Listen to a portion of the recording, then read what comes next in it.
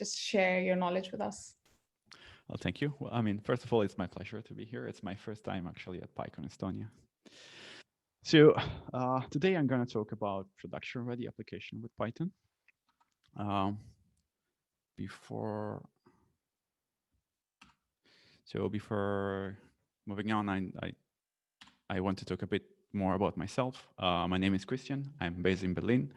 I'm a tech lead at Infarm. We do vertical farming at scale. So we grow plants inside of vertical farms. I'm a PSF fellow, and I run pybootcamp.com, which is a training and consulting company on Python and DevOps. So this is the agenda about my talk about today. So we're going to talk about what production ready means. Then we're going to discuss about what I would consider like the production ready pillars. We will go through them. We will talk about like a few things that can guide you to improve your application. And then I will have some suggestion for each of them. And then we will draw some conclusions. So I want to start with, I need to move my slide. Yeah. With one question. What does production ready mean? And a couple of years ago, I tried to find an answer, like to describe what is that, what production ready means. And I found this definition, like I gave this definition at the time, which is is capable of delivering business value in a reliable way, consistently, and without compromising quality.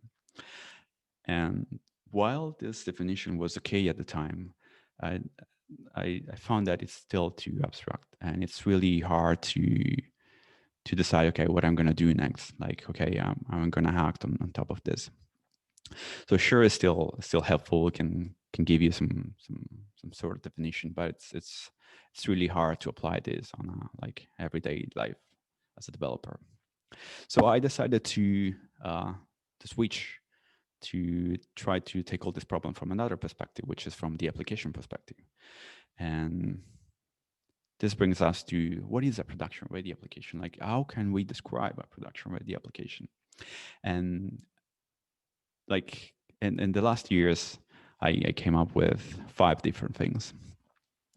And these are the 5 things that for me are somehow describing a production-ready application. So a production-ready application is an application that can develop and deploy reliably, ideally by anyone at any time, especially on Friday. You can onboard new developers easily, so it doesn't take months, but it takes maybe a day or maybe a week. You can introspect the application runtime, so you're always aware whether your application is working or not, or is working correctly. Dependencies are well known, both software and infrastructure. So if your system is depending on other APIs or, I don't know, any other Python libraries, this dependencies is clear and is well defined, and the same with the infrastructure. So if your application needs to have, I don't know, PostgreSQL database or a Redis cache, these are defined. And the last point is that other systems can rely on it, like either from the API perspective or from the availability. So if you're serving like a front end and front end is consuming your APIs, or if you have other systems which are using your APIs, your system, like the other system, can rely on it. So you're not breaking API every second day of the week. And for sure, this doesn't have to be comprehensive, but it gives a better direction. Like it works better as a compass to guide us through the evolution of our application. And the next thing that we can try to do is to try to group them, like try to categorize all these 5 items. And if we try to categorize them, what we get is this. So we can say that the first item is somehow related to developer experience and automation. The second one is related to documentation and developer experience. The third one is related to observability, so introspection of your application. The fourth one is stability, developer experience and automation. And the last one is about stability. So if we clean this list, what we get is this. And these are the 5 pillars that can describe or can guide you through what I would call like a production-ready application. And first of all, it's a continuum. It's like a spectrum of things. So it doesn't start from 0 and it ends at 100. Um, Many of these things are overlapping. So developer experience is highly connected with documentation, for example, and the same for automation and stability. And instead of starting with, I don't know, just suggestion like how you can improve your developer experience, I want to start with some sort of indicators like questions or just things that can help you to assess whether you have a good developer experience or not, or whether your automation is good or not. So I want to start with the developer experience, uh, which is fundamental, especially when you're scaling your team. It's pretty much the speed at which you can onboard new people, or the ease at which you can develop new features and all these sort of things. So if it's common, at least inside your team or across your software team, to get this question, like how do I run Postgres on my machine, or how do I install project dependencies? How do I run tests? How do I run this project? So if you get some of this question, you probably have a problem with developer experience. Like ideally, when you have a project, you have, I don't know, a GitHub repo, you clone the repo locally. You should be able to run the test and everything should be green. Um, of course, this is also related to documentation, but I really want to highlight the importance of like giving a really good developer experience. It's really important when you're, especially when you're starting like growing your team. And it really helps with improving like the up to speed of your developers. Another important thing is that you don't have to think about developer experience only within your team, but it's across like the software department. Like um, it's really common, at least in my case, you have other teams from other like departments, I don't know, from 10 or from IoT, that they try to run our application and they get issues because we are just used to run our application. We know all the nitty-gritty details, and we know how to sidestep some of the issues or some of the issues that we had during, I don't know, local development. But for other people, it's not that clear because they don't work every day with this specific service or with this specific application. So I think it's really important to try to improve your developer experience. And there are multiple ways of improving this. Some ways are just related to improving your tooling. For example, Docker Compose is a good way to answer the Postgres question. Like you don't have to run Postgres, you just run Docker Compose and containers. Another thing is to put an how to start inside your README, like just a couple of lines. These are the things that you need to do to start working on this application, having this application running on your computer. Especially when you have multiple commands, it's I don't know whether it's Docker or something else. I think it's useful to have a make file, so you can have your make file and then you define, I don't know, make run, and you have your application running, and you do all, I don't know, the script or all the commands that you need to type inside the make file. Another super useful things is per commit and all the hook that you can put. I think it's extremely important because you can hook all the linters and you can run the linters directly on developer computer. Usually we use iSort, Black, Flake 8, and MyPy. And apart from running this inside the CI/CD, we run this also on the developer's computer. So it's really neat. And last but not least is Poetry, which is it's basically for me, it's the Python dependency management. It works really well. We tried everything as probably you did.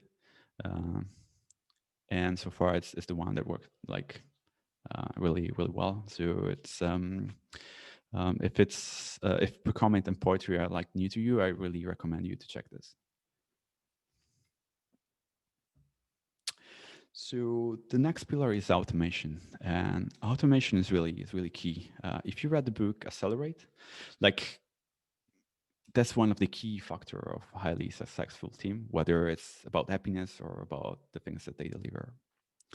So how do you know when whether you have problems with automation or not? Well, there are a couple of things. First of all, you make manual releases. That's a big red light. Another thing is that you don't know when a release is broken. Another thing is that you don't know what has been released. So you have no idea what is running, I don't know, in testing, staging, and production.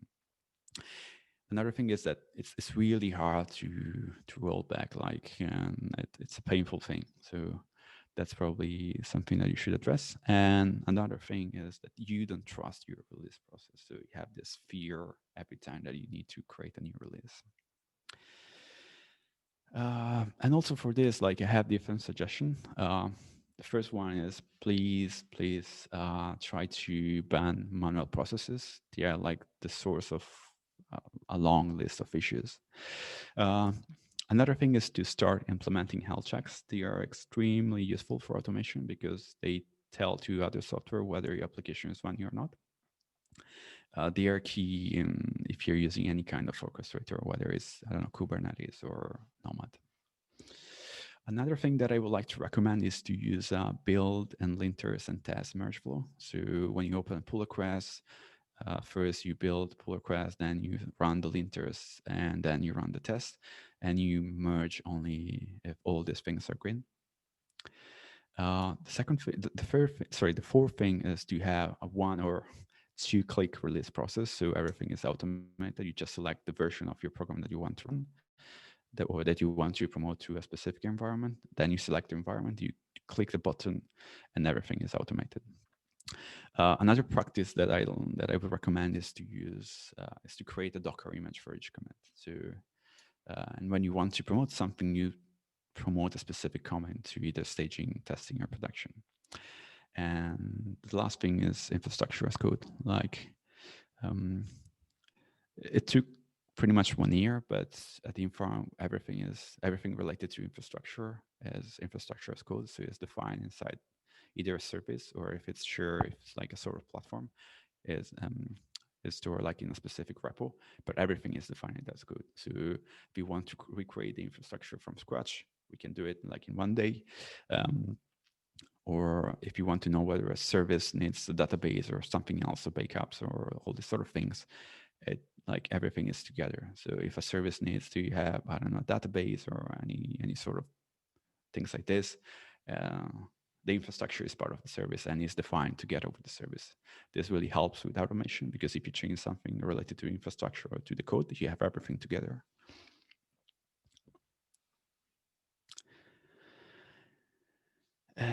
Another pillar is documentation. Who doesn't love documentation?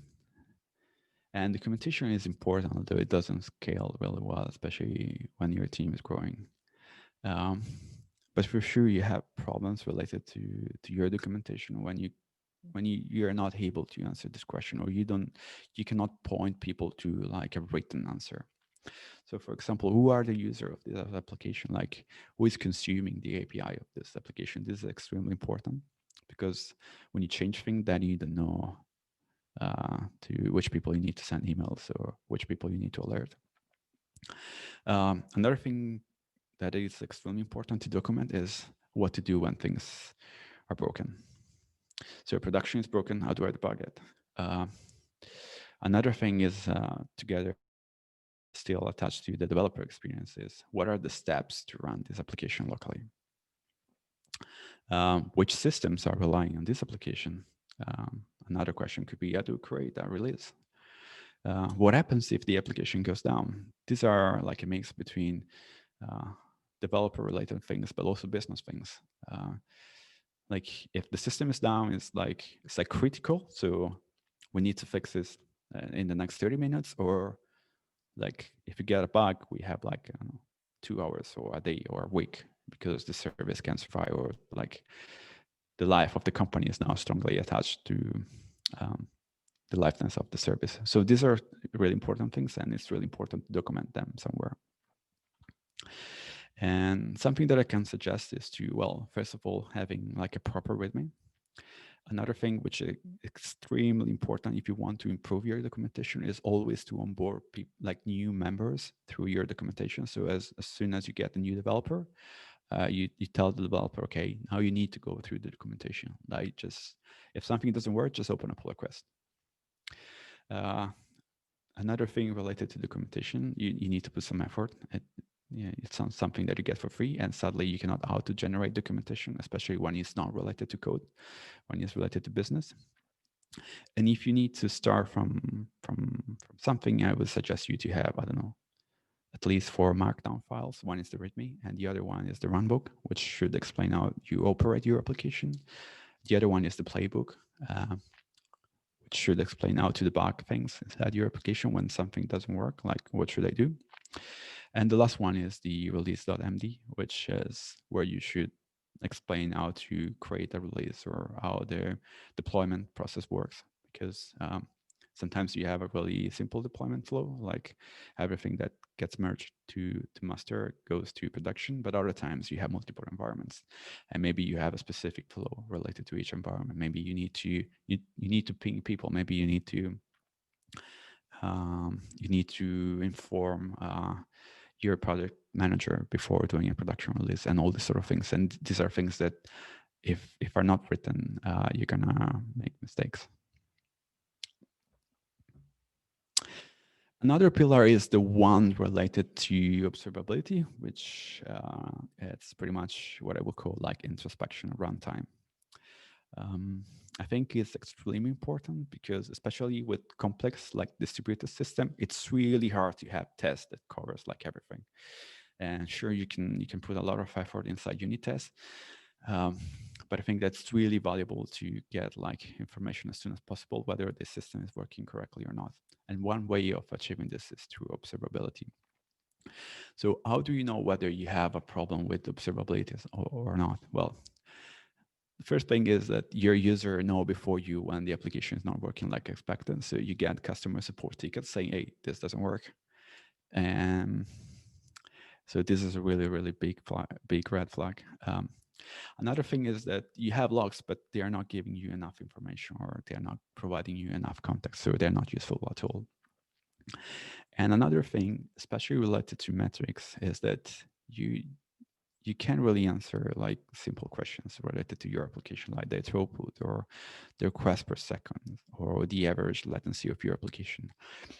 And it's really hard to improve your application if you don't know, like, okay, what is the average latency? Like, are we satisfying some sort of SLA or SLO or I don't know, we're the average latency, I don't know, it's 100 milliseconds and everything is fine. So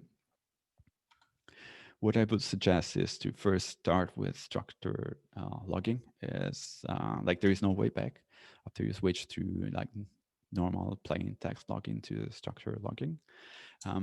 Is extremely useful, especially if your application is based on a cloud provider, because then you can use, I don't know, or also like the Elasticsearch stack, because then you can search using the attributes of your logs.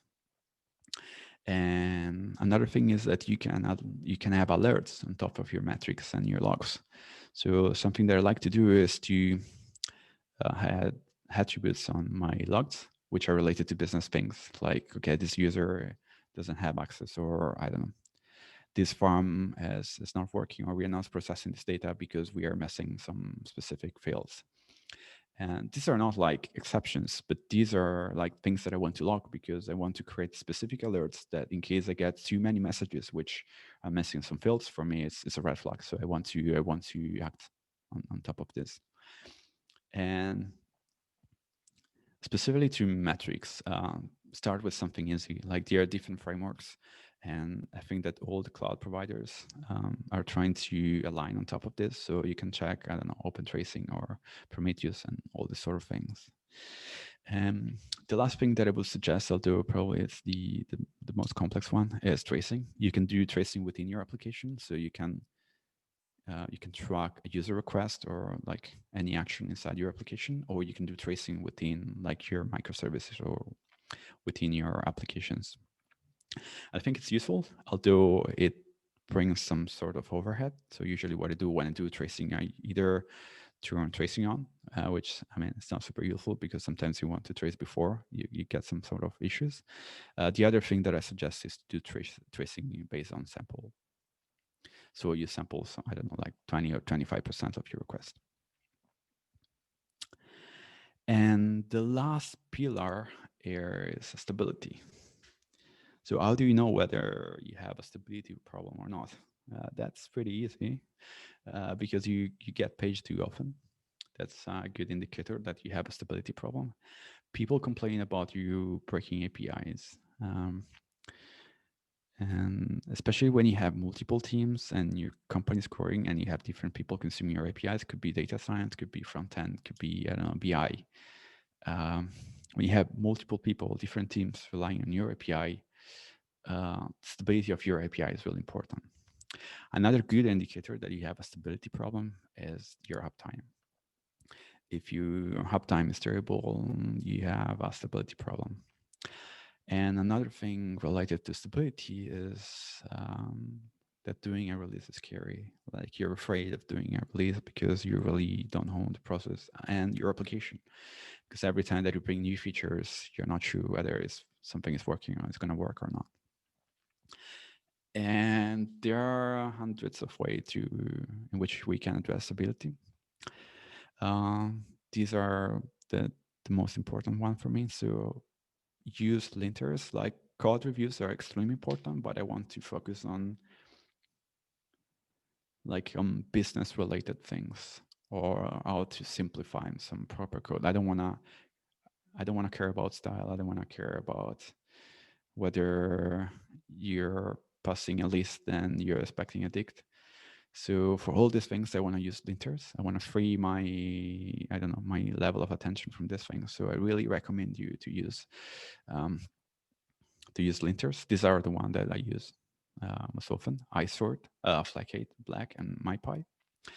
Another thing that I can suggest is to use a code review process. Whether you want to make this obligatory or not, it's up to you, but at least get one review. Another thing that is highly important is to have a sort of standardized release process across all the software projects that you have. Another thing that can really help, especially with stability, is an orchestrator for deployment. But having an orchestrator in general, you can use Kubernetes, you can use Nomad, you can use any other cloud provider thing. And this works extremely well with health checks because then you can promote or not new deployments based on the state of your health check. So if you're doing a new deployments and the health check is red, then you can roll back to the previous deployment. Another thing, and this is extremely important, whether you have user-facing API, the user can be both internal or external to the company. Try to have a schema-first approach. Sadly, this is not often the case because instead of having a schema-first approach, that you write your code and then you get the schema, which is not really useful when you want to share things. But I really recommend to, check GraphQL. If you're working with Python, I will check Tartiflat, which is schema first GraphQL framework. Another thing is to check the Open API if you like YAML, and also protobuf and gRPC are extremely useful, and there is Python support. And again, last but not least, to improve your stability, a good thing could be to improve your test coverage or to see which part of your code is not covered by tests in general. So it's time for some conclusions. So first, if you're starting from scratch, start with low-hanging fruit and then evolve from there. Like I said, it's a spectrum, it's a continuum. There is no start and then after a month you will reach the end. It's really, it's something that you do on a daily basis. You improve your application, and the way in which you improve your application is fluid because it depends on your company, on your team, on business requirements and all these sort of things, new tools. Another thing is that the payoff of any of these improvements can be small today, but it will be exponential in the long term. In a couple of months, you will see that it really made a lot of sense to improve the developer experience or improve the documentation.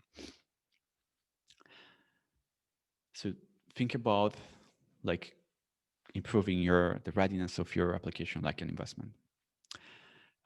Another thing is to create a sort of production ready checklist inside your team or organization. This is extremely useful because then you can raise awareness and you can match your application to something more specific.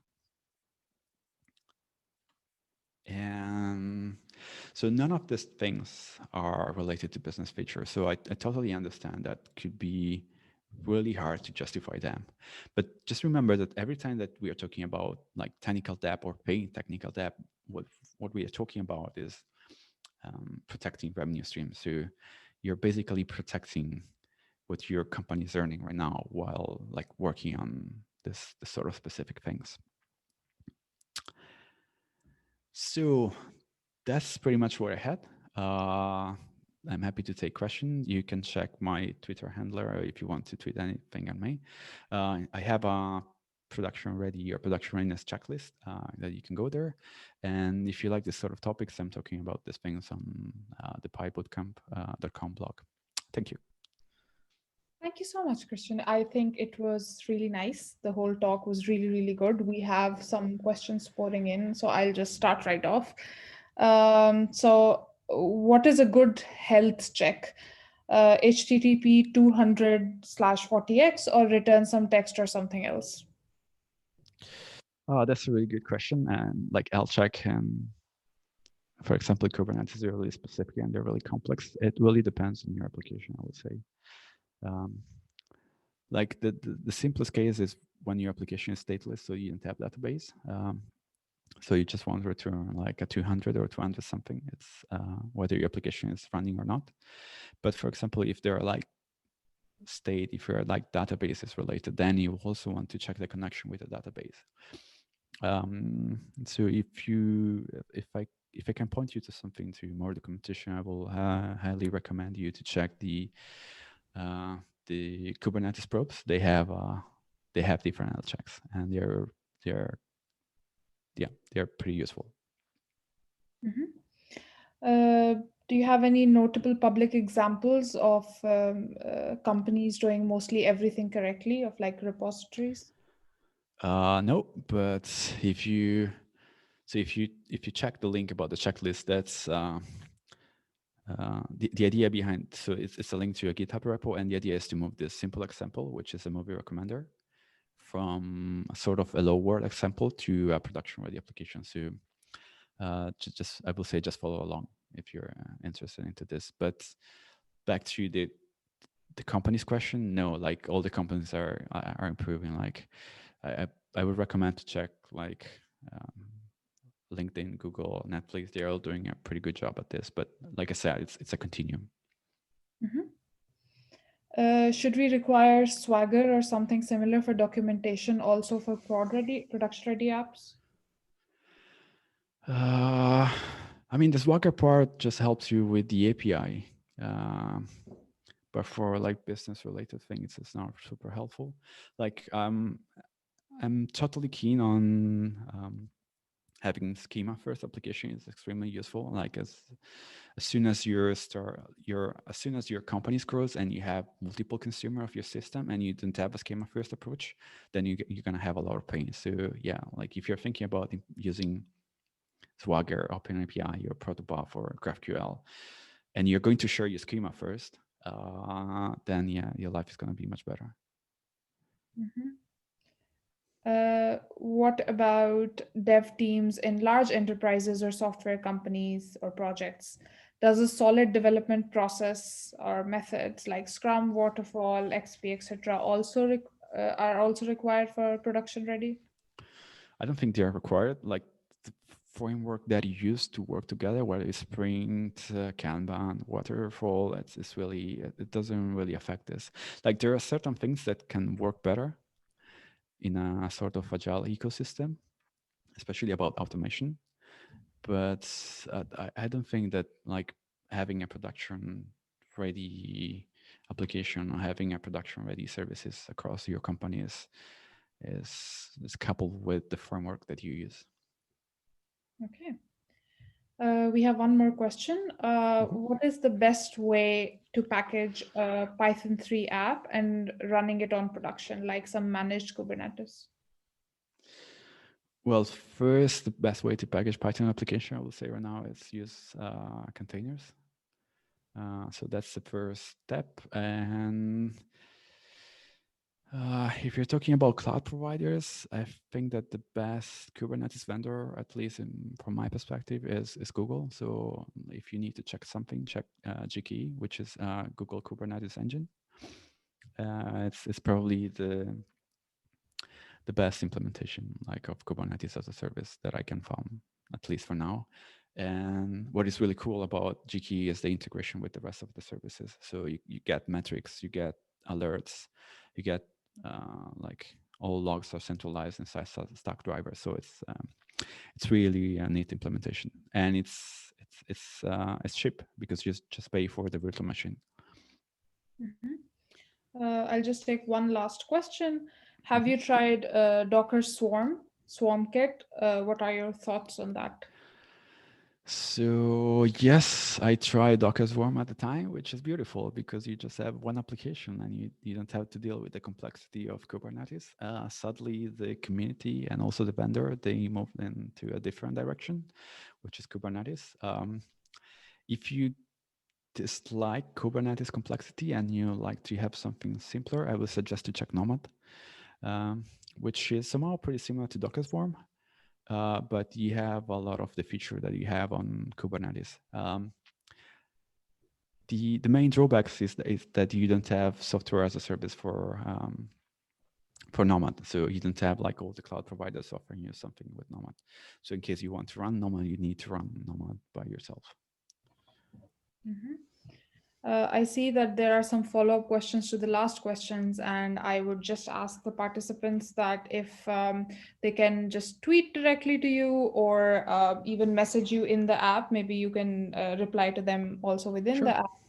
And yeah, so just within the community app or through Twitter, if they can reach out to you. But thank you so much, Christian. I think it was an amazing talk, and seeing how many questions we're getting, clearly everyone's like really interested, so they can just follow up with you also after the talk. Thank you so much for the insight, and also for being at PyCon Estonia. And now I think we would move forward. We have now a lunch break before we go on to the next session. So we should be back in around 22 minutes for the next session. So for everyone else who's here, thank you so much for joining this session, and we'll see you in the next session in 22 minutes, which is My the live. pleasure. Bye. Thank you. Bye.